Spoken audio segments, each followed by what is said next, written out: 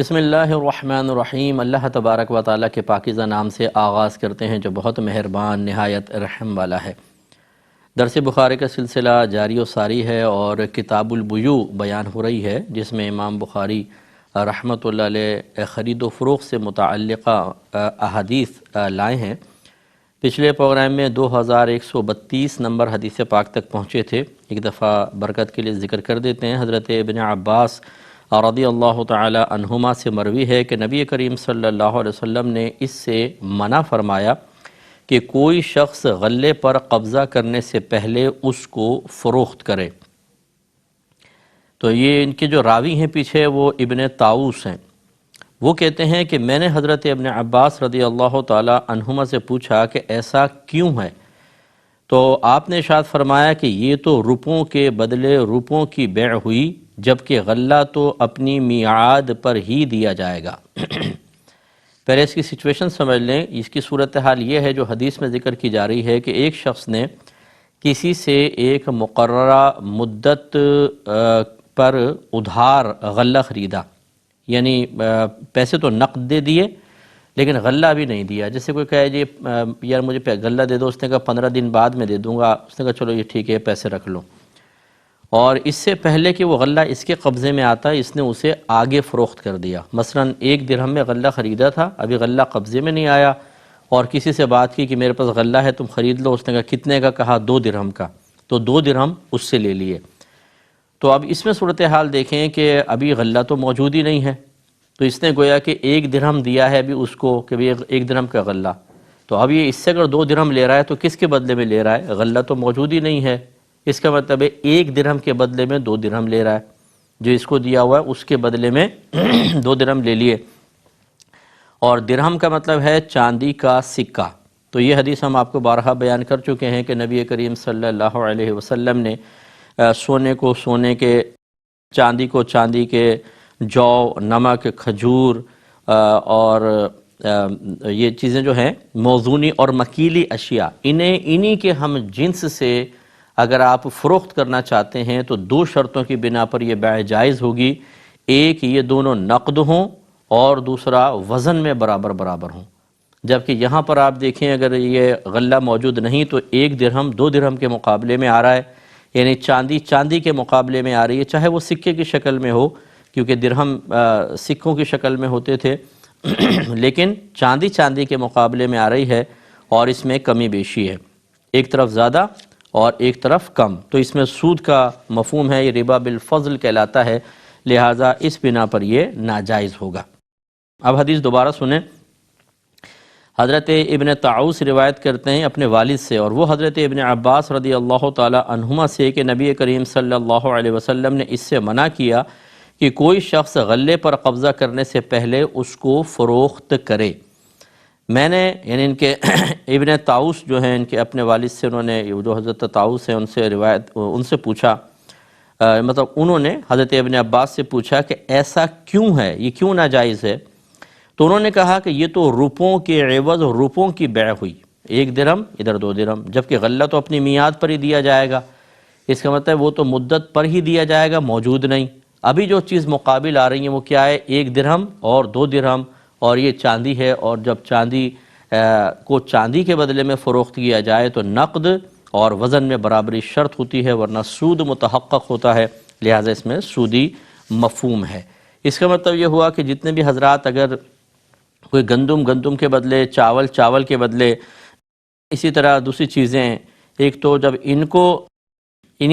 ہم جنس کے بدلے میں لے دے رہے ہوں تو وہ 2 شرطیں ملحوظ رکھیں، نقد اور وزن میں برابری۔ اور فرض کر لیں کہ اگر ابھی ادھار خرید رہے ہیں، کہ جیسے ابھی گندم نہیں ہے تو کہا کہ بھئی ٹھیک ہے یہ میں گندم خرید لیتا ہوں، بہت سارے ایسے ہوتے ہیں گندم اترنے والی ہوتی ہے اس سے پہلے خرید لیتے ہیں، تو جب تک وہ قبضے میں نہ آئے اس کو آگے سیل آؤٹ نہیں کر سکتے ہیں۔ اگلی حدیث پر آتے ہیں۔ 2133 نمبر حدیث پاک ہے۔ حضرت عبداللہ بن دینار حدیث بیان کرتے ہیں کہ میں نے حضرت عبداللہ بن عمر کو یہ بیان کرتے ہوئے سنا رضی اللہ تعالیٰ عنہ کہ نبی کریم صلی اللہ علیہ وسلم نے فرمایا کہ جس نے غلہ خریدا وہ اس کو اس وقت تک فروخت نہ کرے حتیٰ کہ اس پر قبضہ کر لے۔ تو اس پہ پہلے بھی بحث ہو چکی ہے کہ یہ ہمارے نبی کریم نے کنڈیشن لگائی ہے کہ جب تک آپ چیز پر قبضہ نہیں کر لیتے اسے آگے آپ نہیں بیچ سکتے ہیں۔ تو انٹرنیٹ پہ جتنی بھی ٹریڈنگ ہوتی ہے اس میں بھی اگر آپ کسی جگہ سے کوئی چیز پرچیز کرتے ہیں تو جب تک آپ کے قبضے میں نہ آ جائے یا آپ کوئی وکیل مقرر کریں کہ جو اس پر قبضہ کر لے، اسے وکیل بالقبض کہتے ہیں، اس سے پہلے آپ اس چیز کو فروخت نہیں کر سکتے ہیں۔ تو اگر کوئی ایسی کوئی بھی آپ خرید و فروخت کرتے ہوں تو ہمارا مشورہ یہ ہوگا کہ پہلے پوری صورتحال کو اچھی طرح سمجھیں، سمجھنے کے بعد کسی مفتی صاحب کے سامنے اس کو ذکر کریں۔ یہ میں نے اس لیے عرض کیا کہ بعض اوقات ہم ادھوری باتیں سنتے ہیں اور ان ادھوری باتوں پر کسی سے فتویٰ حاصل کر لیتے ہیں،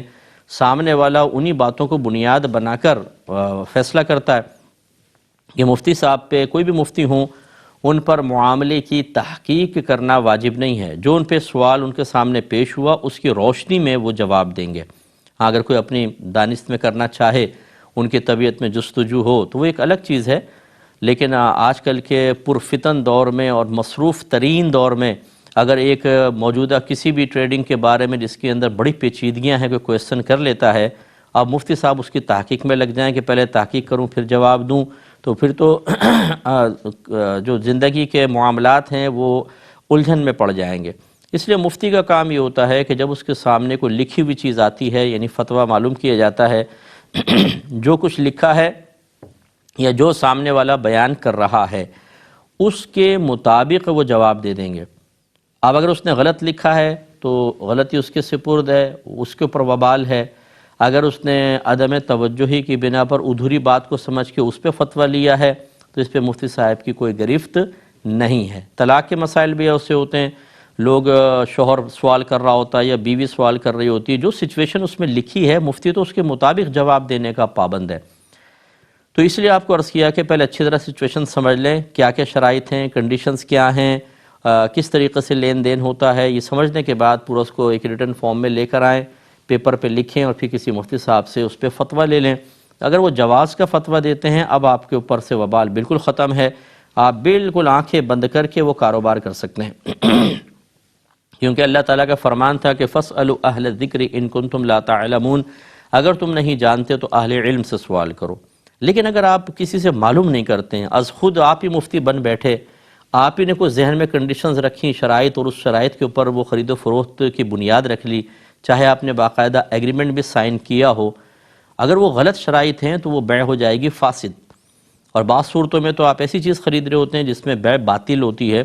تو خلاصہ کلام یہ ہے کہ پھر اس میں معلوم نہ کرنے کی بنا پر آپ جو قدم اٹھائیں گے اور فرق آئے گا تو دو گناہ آپ کے نام اعمال میں لکھے جائیں گے، ایک علم نہ سیکھنے کا گناہ اور ایک جو گناہ کیا اس کا گناہ۔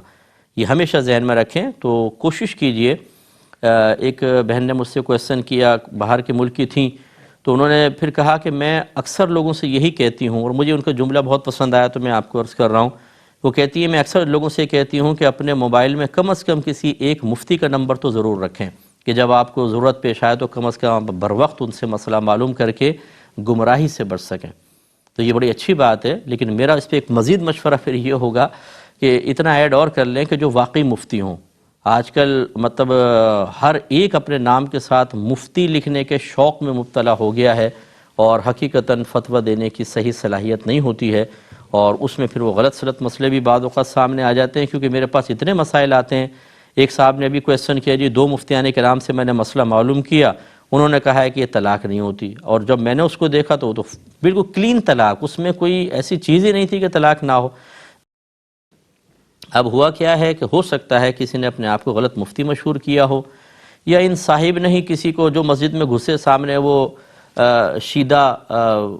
خادم آ گیا، وہ شیدے کو ہی سمجھے کہ یہ مفتی ہیں، کیونکہ داڑھی ہے جی، مسجد کے اندر ہے۔ ہمارے ہاں بس یہ ہوتا ہے مولوی صاحب، پیر صاحب، فوراً ہم کسی کو کوئی منصب دے دیتے ہیں، اور انہوں نے غلط مسئلہ معلوم کیا۔ اس لیے ذرا اچھے مستند مفتیان کرام موجود ہیں، ان کو تلاش کر لیں، ان کا نمبر پاس رکھیں، گائیڈ لائن لے لیں۔ یہ ہمارا مشورہ ہے، انشاءاللہ آپ کو نفع دے گا۔ تو اس لیے کوئی بھی چیز پہ قبضہ کیے بغیر آگے اس کو فروخت نہ کریں۔ اگلی حدیث ہے 2134 نمبر۔ حضرت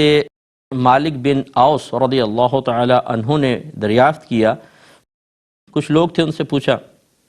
کہ آپ لوگوں میں سے بیع صرف کا کاروبار کون کرتا ہے؟ بیع صرف کا مطلب کرنسی کا کاروبار. جب پہلے دور میں سونا چاندی کو ایک دوسرے کے بدلے میں لینا دینا یہ چل رہا ہوتا تھا. آج کل کے دور میں نوٹ کی بیع ہے اور ڈالرز ہیں، پاؤنڈز ہیں، ریال ہیں، دراہم ہیں، ان کی جو خرید و فروخت ہے اس کو بیع صرف میں ہی شمار کیا جاتا ہے. ویسے تو حقیقتاً بیع صرف جو ہے اس کا تعلق سونے اور چاندی کی بیع سے ہے، یعنی جو اس کو کہتے ہیں ثمن خلقی،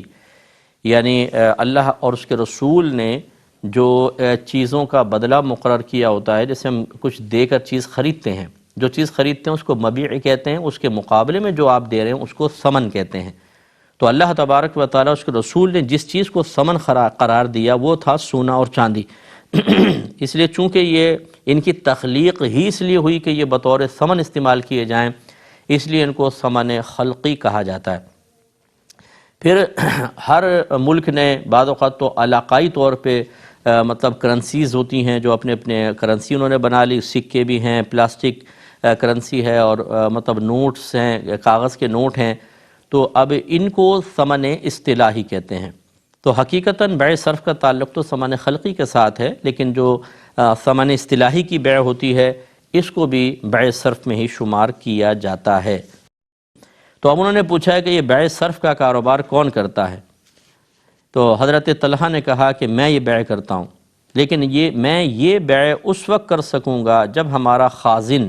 مقام غابہ سے آ جائے گا. گویا کہ سامنے سے نقد تھا اور ان کے پاس ابھی چیز تھی نہیں، تو آپ نے کہا کہ جب تک وہ نہ آ جائے میں اس کو فروخت نہیں کر سکتا ہوں. گویا کہ چیز پر قبضہ کیے بغیر آگے فروخت نہیں کر سکتے، یہ اس کا نتیجہ ہے. تو پیچھے ایک راوی سفیان بھی ہیں، وہ کہتے ہیں کہ ہم نے زہری سے یہ حدیث اسی طرح سنی تھی، اس میں کوئی زیادتی نہیں تھی. پھر انہوں نے کہا، یعنی امام زہری نے، کہ مجھے مالک بن اوس نے خبر دی کہ انہوں نے حضرت عمر بن خطاب رضی اللہ تعالی عنہ سے سنا.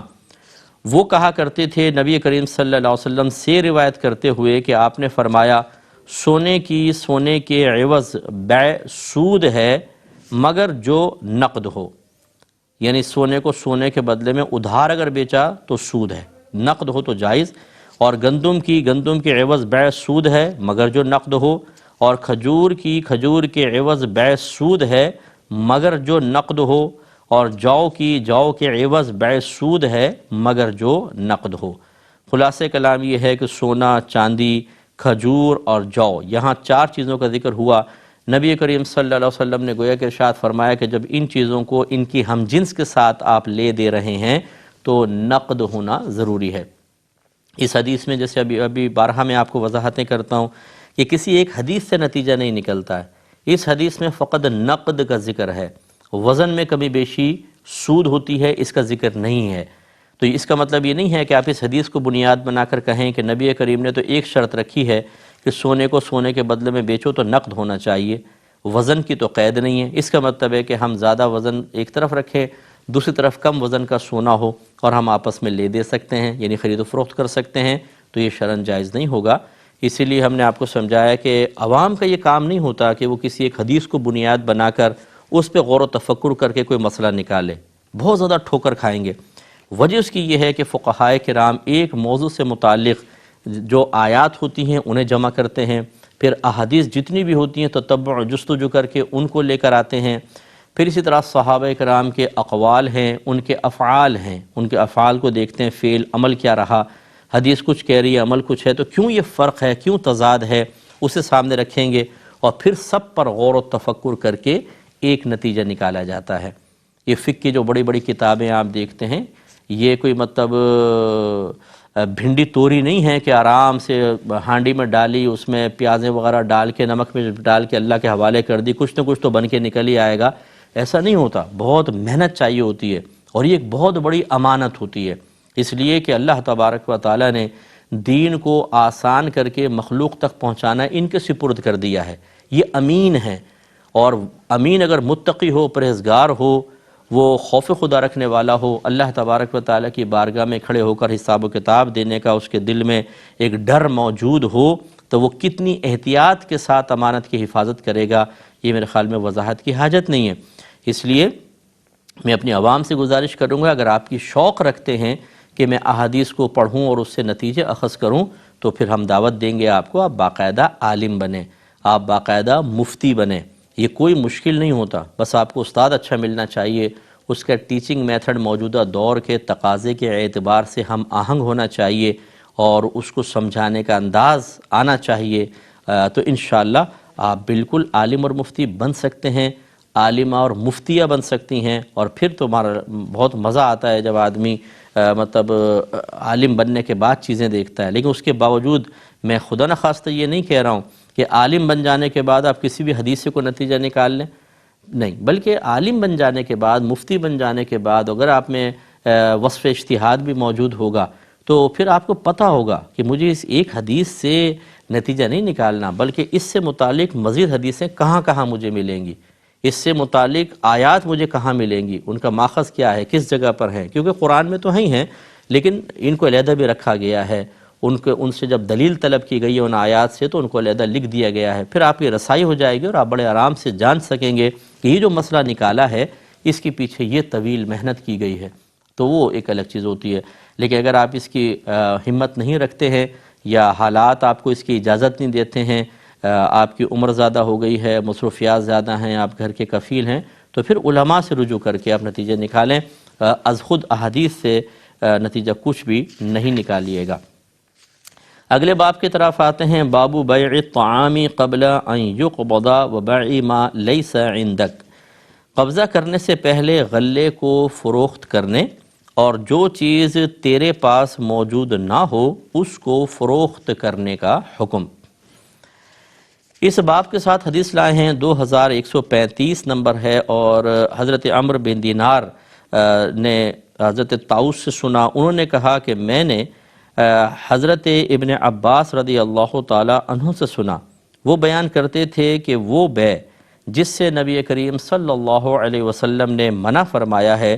وہ یہ ہے کہ اس غلے کو فروخت کیا جائے جس پر قبضہ نہ کیا گیا ہو۔ تو حدیث میں تو غلے کا لفظ آیا، اب حضرت ابن عباس رضی اللہ تعالی عنہ چونکہ ایک مجتہد صحابی ہیں، یہ فقیہ صحابی ہیں، تو اب آپ اپنا اجتہاد سے ایک چیز نتیجہ ذکر کرتے ہیں، یہ کہتے ہیں کہ حضرت ابن عباس نے مزید فرمایا، میں گمان کرتا ہوں کہ ہر چیز اس کی مثل ہے، یعنی نبی کریم صلی اللہ علیہ وسلم نے تو خاص غلے کے بارے میں فرمایا کہ غلے پہ جب تک قبضہ نہ کریں آگے نہ بیچیں، لیکن میرا گمان یہ ہے کہ یہ اصول صرف غلے کے لیے نہیں ہے بلکہ ہر شے کے لیے ہے، ہر اس شے کے لیے کہ جس